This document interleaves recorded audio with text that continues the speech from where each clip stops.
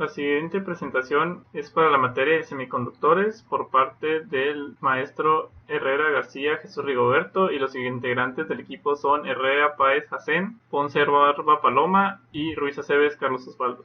A continuación hablaremos sobre la meta 3.1, la cual consiste en la identificación de las variables y modelos involucrados en el cálculo del número de portadores de carga. Comenzaremos con ver cómo se pasa de orbitales atómicos a la teoría de bandas en materiales sólidos. En función de su conductividad eléctrica, los sólidos pueden clasificar en tres grupos: aislantes, conductores y semiconductores. Esta última propiedad, la semiconductividad, no puede ser explicada a partir del modelo de mar de electrones. Se requiere una teoría más profunda, que es la teoría de bandas, la cual, además que explica la semiconductividad, explica también por qué los metales son muy buenos conductores de electricidad. Para ilustrar de mejor manera la teoría de bandas, por ejemplo, aquí tenemos un átomo de litio, el cual su número atómico es 3, representando los 3 electrones con los que él cuenta. En su primer nivel, en su orbital más pequeño, podemos ver que cuentan con los 2 electrones, y en su orbital exterior con el único electrón, que se indicaría como el orbital de valencia. Después tenemos unos orbitales moleculares vacíos, en los cuales no se encuentra ningún electrón, pero serán accesibles una vez que nuestro átomo de litio entre en contacto o en un enlace con otros átomos de litio. ¿Qué forma con esto? Por ejemplo, vemos en la imagen de la barra que se encuentran un flujo de electrones a través de todos estos átomos. Esto se debe al enlace metálico que tienen estos átomos, y debido al traslape de las órbitas de valencia y a su vez al traslape de las órbitas moleculares vacías, se generan a lo que conocemos como bandas, debido a que, como hay una gran agrupación de electrones juntos, hay una gran cantidad de bandas, más bien de orbitales traslapados o unos muy cerca del otro. A este fenómeno se le denomina como una banda, y debido a que existen pues las orbitales de valencia y los orbitales moleculares vacíos, se dividen en dos: una banda de conducción y una banda de valencia. La banda de conducción es la que se forma al traslaparse las orbitales vacíos de los diferentes grupos de a través de estos. Y en la banda de valencia, pues como se ve en la imagen, son pues el último orbital de cada electrón. La teoría de bandas también nos ayuda a explicar el comportamiento de diferentes tipos de materiales. En este caso, los conductores, como vimos en el ejemplo en el litio, las bandas de valencia y de conducción se superponen, y esto hace que los electrones se muevan de manera libre unos con otros, permitiendo el flujo de electricidad. Para los semiconductores, la banda de valencia y de conducción no se superponen, pero la diferencia energética entre ambas es pequeña, por lo que una pequeña aportación energética hará que puedan proporcionar electrones a la banda de conducción y por lo tanto conducir corriente eléctrica. En el caso de los aislantes, por su parte, las dos bandas están alejadas, y este espacio se le conoce como banda prohibida o band gap. La banda de conducción, debido a este espacio, es inalcanzable. Por este motivo es incapaz de conducir la corriente eléctrica. Como se dijo anteriormente, es necesaria una aportación de energía para que los electrones sean capaces de atravesar esta brecha. En el caso de los conductores, al estar traslapadas sus bandas de valencia y sus bandas de conductividad, no es necesaria la aportación de energía, ya que los electrones son capaces de fluir de manera libre a través del material. Pero para los semiconductores aislantes es diferente. En el caso de los semiconductores no es necesaria una gran cantidad o una aportación grande de energía. En el caso del silicio, como podemos ver, son requeridos 1.1 electrovolts para que supere este umbral de energía. En el caso del germanio, 0.66 electrovolts. Para los aislantes o los materiales aislantes es necesaria una mayor cantidad de energía. Un ejemplo tenemos es el diamante. Debido a su estructura cristalina, es muy difícil, o se da que es difícil traspasar esta banda prohibida o band gap, y es necesario 6 electrovolts. Igual el nitruro de aluminio, que son 6.33 electrovolts, y al igual que el diamante, es de estructura cristalina, y este es utilizado para proyectos optoeléctricos.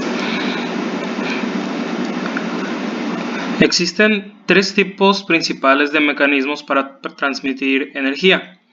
El primero es que la conductividad crece con la temperatura. Esto se ve que en los semiconductores, Al aumentar la temperatura crece la agitación térmica.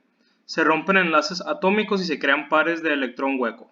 Es decir, el número de portadores de carga aumenta. También están las oscilaciones electromagnéticas, las cuales si una frecuencia V supera a una frecuencia V0 propia de cada semiconductor, estas ondas son absorbidas, haciendo que los fotones rompan algunos enlaces y se crean pares de electrón hueco de origen óptico. Y por último tenemos el dopaje de los semiconductores, el cual puede dejar al material con huecos o electrones extras. Esto dependiendo del tipo de material que se haya dopado, resultando en tipo N para los que tienen donadores extra y tipo P para los que tienen huecos extra. Enseguida explicaremos cómo aumentan los portadores, o sea, los huecos y electrones, según la temperatura a la que sea expuesto un semiconductor. En los materiales conductores, como lo son los metales, la circulación de la corriente es posible gracias a la existencia de electrones libres, es decir, aquellos electrones móviles que no están enlazados, ejemplo el electrón libre que se encuentra aquí. En los semiconductores también son los electrones los responsables de la corriente. Sin embargo, puesto que en este caso provienen de un enlace covalente y no de una nube electrónica, por así decirlo, el fenómeno es más complejo y para su explicación se introduce un nuevo portador de carga ficticio, al que llamamos hueco. El hueco no es más ni menos que un espacio que ha dejado un electrón al salir del enlace. Entonces, ahora para explicar la generación térmica de portadores, tomaremos como ejemplo el átomo de silicio y el cristal de silicio. Un átomo de silicio posee 4 electrones en su última capa y por ello se une a sus átomos vecinos mediante enlaces covalentes. A temperaturas bajas, los 4 electrones están formando dichos enlaces, por lo que permanecen ligados con los átomos y no pueden moverse aunque se aplique un campo eléctrico exterior. Esto es, pues se comportan como aislantes. Sin embargo, cuando el material es expuesto a temperaturas superiores, como la temperatura ambiente, que son los 20-25 grados centígrados, hay electrones que poseen suficiente energía térmica como para salirse de su enlace covalente, saltar del enlace, por así decirlo. Entonces, estos saltan a niveles superiores donde no están ligados. Estos electrones sí pueden moverse en caso de aplicarse un campo eléctrico exterior, pues ya son electrones libres y se comportan como conductores, aunque no son tan buenos como los metales, la verdad. Si se aumenta aún más la temperatura, entonces más electrones se desligan de sus enlaces y contribuyen a la corriente eléctrica. Así pues, los semiconductores aumentan su conductividad al aumentar la temperatura. Entonces, mientras que en los metales el número de portadores es constante independientemente del valor de la temperatura, en los semiconductores, al crecer la temperatura, crece la agitación térmica, es decir, aumenta la conductividad, se rompen enlaces atómicos, se crean pares de electrón hueco y el número de portadores de carga aumenta. Finalmente explicaremos de forma breve los niveles de energía formados en la banda de brecha prohibida cuando un semiconductor es extrínseco. Entonces, primero hay que dejar claro lo que es la banda prohibida de un semiconductor, que se define como la energía mínima necesaria para excitar un electrón desde un estado ligado a un estado libre que le permita participar en la conducción. Esto es algo de lo que estuvimos hablando en la diapositiva anterior. En la estructura de bandas de un semiconductor, la energía se da en el eje Y, donde el menor nivel de energía de un semiconductor se denomina banda de valencia y el nivel de energía en el que un electrón puede ser considerado libre se llama banda de conducción. Entonces, la banda prohibida o eje es la diferencia entre la banda de valencia y la banda de conducción. Como ya vimos en el tema anterior, los semiconductores a temperaturas muy bajas difícilmente conducen la corriente eléctrica y más bien se comportan como aislantes, pero al elevar su temperatura o al ser sometidos a un campo eléctrico externo, su comportamiento cambia al de conductores. Estos semiconductores son conocidos como extrínsecos y en ellos las bandas de conducción y valencia se encuentran separadas por una barrera enérgica la banda prohibida, de aproximadamente 1 electrovoltio para el silicio y 0.7 electrovoltios para el germanio. En dichos semiconductores extrínsecos, cuando se transfiere un electrón de la banda de valencia a la banda de conducción, se crea un hueco que actúa como un transportador de carga positiva, fenómeno que eventualmente puede crear una corriente positiva. Ahora bien, para explicar los niveles que se forman en este evento, tomaremos de ejemplo el caso del germanio tipo P y del germanio tipo N. Cuando se agregan átomos pentavalentes, como el arsénico, al germanio se forman enlaces covalentes con los átomos de germanio. En esta figura se ve el esquema de una red cristalina de germanio en el que un átomo de germanio ha sido reemplazado por uno de arsénico. Consecuentemente, en este caso, el átomo de arsénico adquiere una carga positiva, dejando un electrón disponible para la posible conducción en la red.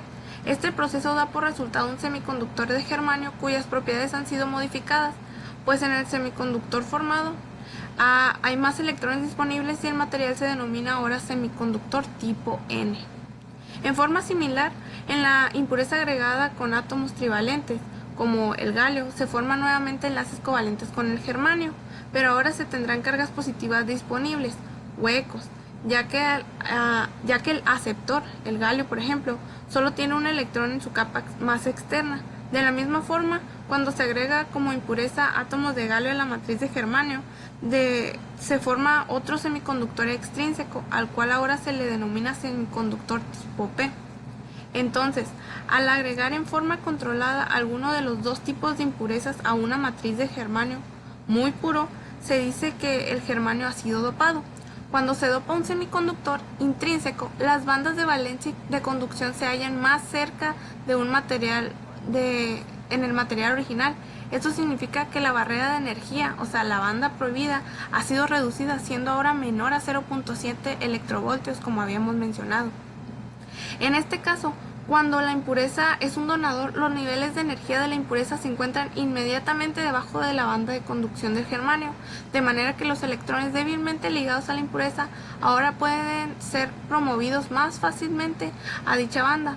Por otro lado, en el caso de la impureza aceptadora, los niveles de energía de la impureza se encuentran inmediatamente por encima de la banda de valencia, por lo que los electrones de esta banda pueden eventualmente moverse hacia arriba, promoviendo la formación de huecos en el material semiconductor, como lo vimos aquí.